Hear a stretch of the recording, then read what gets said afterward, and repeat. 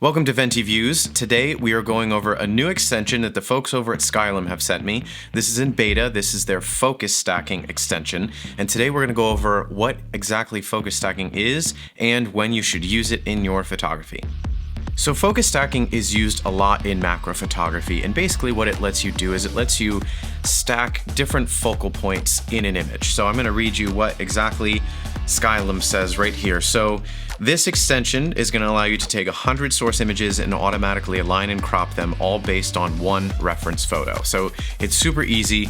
The way you do it now is you use Lightroom Classic and then you have to open Photoshop, and I haven't really found a more efficient way than what they're offering here in Luminar Neo. So let's dive in and kind of visualize and show you what this is. So here we have 30 images. Now let's take a look at our first image. So if we look here, we zoom in, we can tell the front of the image here is really in focus, and this ring here in the back and even part of this ring is out of focus. So now if we go back to all of our photos here and we look at our last image, we can tell now that this ring is in focus and this stuff is out of focus. Now what you could do is you could just up your aperture, take it to like f14, f18, but then you start to lose sharpness and clarity in your lens. So that's where focus stacking comes into play. Now, usually you definitely want to use a tripod for this scenario. So let's take a look and I'll show you how easy it is to make this entire image in focus. So I'm just going to shift click, and now I have 30 images selected. So I have totally different focal lengths with these 30 images. Focus points, I should say.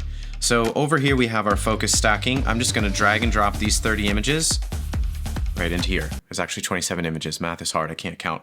So all we're going to do is we can hit this gear.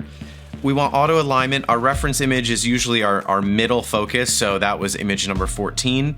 And then I also have chromatic aberration reduction, which removes purple or green fringe along the edges of your photo. So all I'm gonna do is just hit stack.